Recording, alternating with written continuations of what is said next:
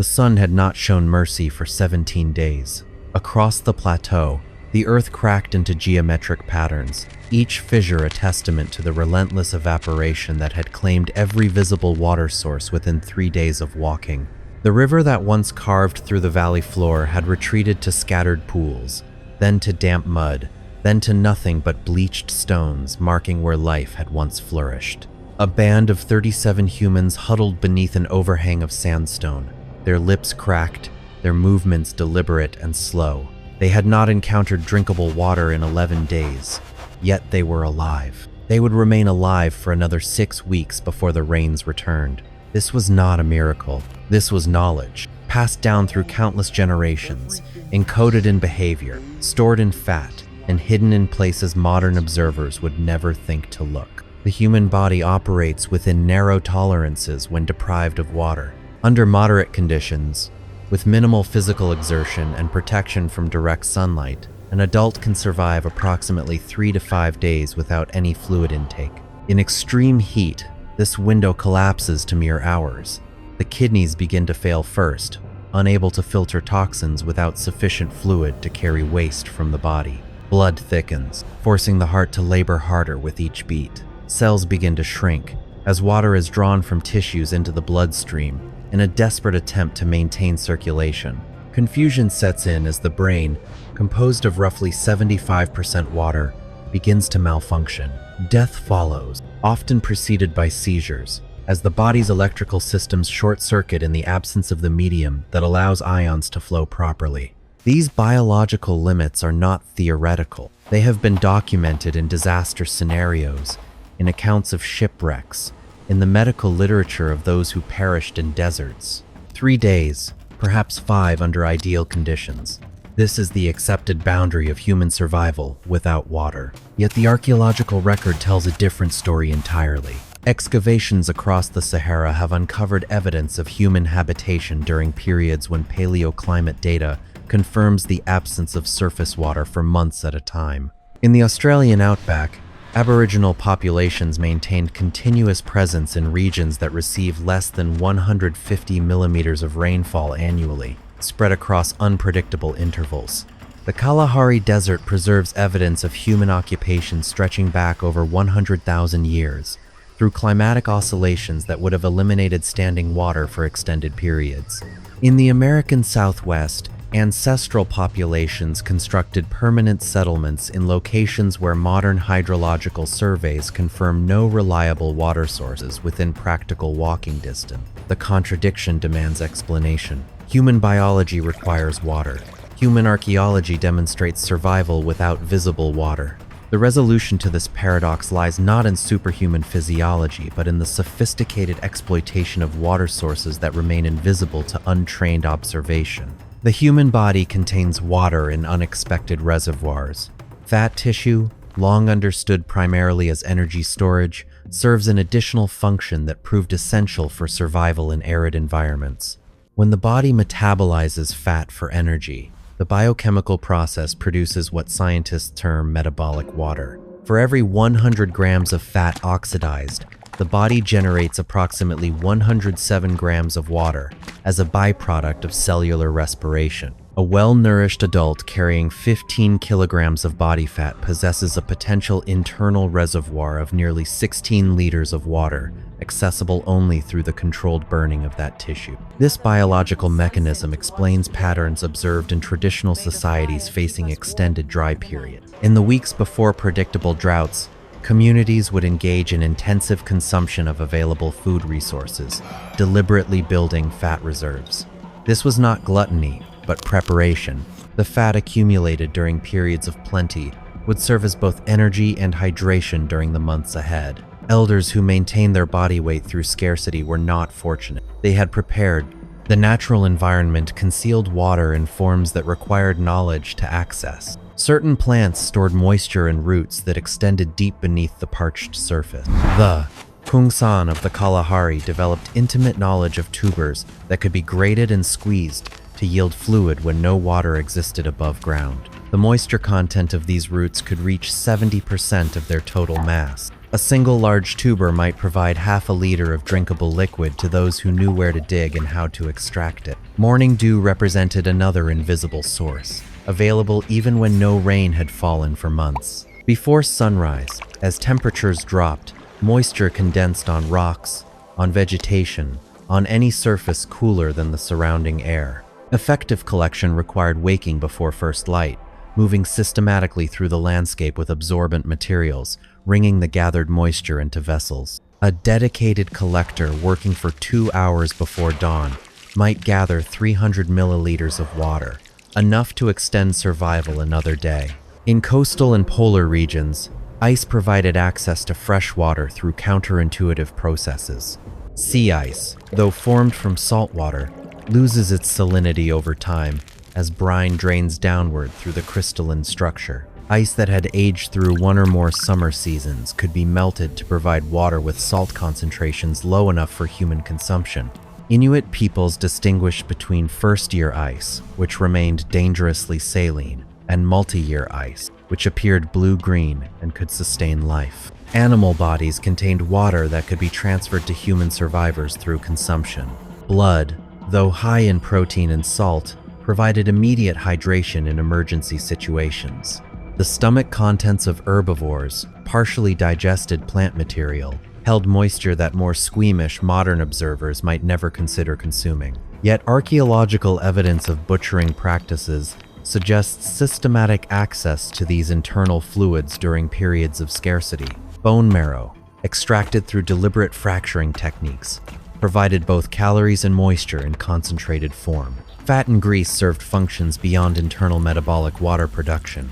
Applied externally to the skin, animal fats created a barrier that dramatically reduced evaporative water loss through the body's surface. Human skin releases moisture continuously, a process that accelerates in dry conditions. Coating exposed skin with rendered fat could reduce this invisible loss by up to 40%. This practice, observed across cultures from Arctic to desert environments, represented sophisticated understanding of water conservation at the interface between body and environment. The technology of water storage evolved over millennia to address the fundamental challenge of evaporation. An open vessel of water exposed to desert conditions might lose its entire contents within days. Early humans developed solutions using available materials. Animal stomachs, cleaned and tied shut, created waterproof containers that could be buried in cool sand, protected from direct sunlight and the desiccating wind. Hide bags, treated with fat to improve their impermeability, allowed water to be transported and stored with minimal loss. Clay vessels, where pottery technology existed, were sometimes left deliberately unglazed. The slight porosity allowed water to seep to the outer surface, where evaporation produced cooling that kept the remaining contents at temperatures significantly below ambient air. This evaporative cooling extended storage life by slowing the growth of microorganisms while simultaneously reducing the desire to drink through lowered water temperature. Underground storage represented perhaps the most sophisticated approach to water preservation. Cisterns carved into bedrock or lined with clay captured rainfall during wet periods and protected it from evaporation for months or even years afterward. The ancient Nabateans constructed systems in the Negev desert that harvested runoff from rare storms, channeling it into subterranean chambers where temperature remained constant and evaporation approached zero. These engineering achievements required community coordination, long-term planning, and the transmission of technical knowledge across generations. Behavioral modification provided another layer of protection against water loss. Traditional populations in arid environments organized their activities around the temperature patterns of the day. Physical exertion ceased during peak heat hours, replaced by rest in shade or in underground shelters, where cooler temperatures reduced the body's need for thermoregulatory sweating. Hunting and gathering occurred in the hours after sunset or before dawn, when lower temperatures allowed work without catastrophic fluid loss. Sleep patterns adjusted to environmental demands.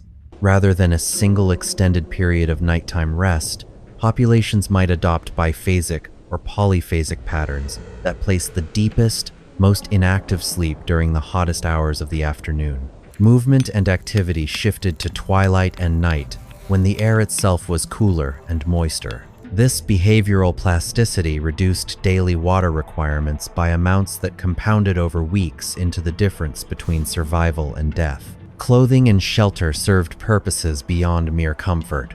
Dark, loose garments common to desert cultures created microenvironments around the body that reduced direct solar radiation while allowing air circulation.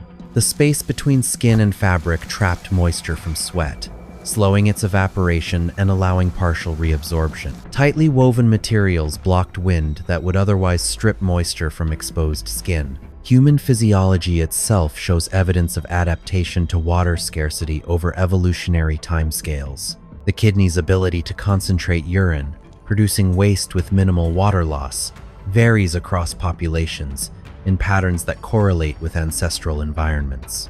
Some individuals can produce urine 4 times more concentrated than their blood plasma, while others manage only twice the concentration. This difference, seemingly small, translates into significant water savings over extended periods. Sweat gland distribution and activation patterns also vary across human populations. Those with ancestry in arid regions demonstrate more efficient thermoregulation, achieving cooling with less fluid expenditure. These adaptations accumulated over thousands of generations, representing a genetic heritage of survival that supplemented cultural and technological solutions. Children and elders presented the greatest challenges during extended water scarcity. Their bodies contained proportionally less reserve tissue and possessed less efficient regulatory mechanisms. Traditional societies developed protocols that prioritized their protection through allocation of the highest quality water sources, through reduced exposure to heat, and through modified activity patterns that minimized their individual needs. Nursing mothers faced particular demands, as milk production required substantial fluid input. Archaeological and ethnographic evidence suggests that infant mortality increased during severe droughts, but that surviving children often received continued nursing support even when it stressed maternal health.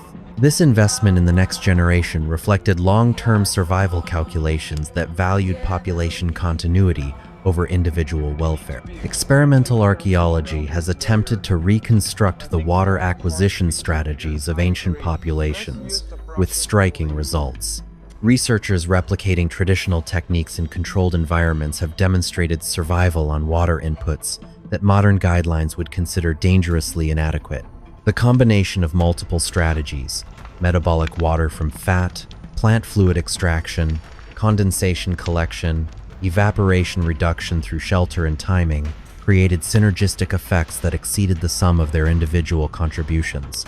These experiments revealed the extent to which modern humans have lost ancestral knowledge. Test subjects from industrialized societies, even when intellectually informed about techniques, struggled to implement them effectively. The embodied understanding that came from lifelong practice in traditional contexts could not be rapidly transmitted. Skills that children once absorbed through observation and gradual participation required months of dedicated training for adult learners to approximate. The relevance of this history extends beyond academic interest. Climate change projections indicate that billions of people will face increasing water stress in coming decades. Aquifers that support modern agriculture are depleting at rates that cannot be sustained. The infrastructure of pipes and treatment plants that delivers water to urban populations requires continuous maintenance and energy inputs that may not always be available. Modern humans have outsourced their survival to systems they do not understand and cannot personally operate. The knowledge that allowed ancestors to persist through months of drought exists now only in fragments, preserved in anthropological literature, in the memories of elders whose grandchildren have moved to cities. This represents a vulnerability unprecedented in human history. The 37 individuals beneath that sandstone overhang possess something that has been largely extinguished. They understood water not as a utility to be expected, but as a resource to be earned through knowledge, preparation, and ceaseless vigilance. They survived because failure was not an abstraction, but a memory carried in the stories of those who had perished. They knew where to look for moisture because their grandparents had shown them, because their very survival to adulthood proved they had learned the lessons. When the rains finally returned, the survivors did not celebrate. They worked. They collected every drop their containers could hold. They watched the rivers refill and the pools return. And they prepared, already, for the next time the water would disappear.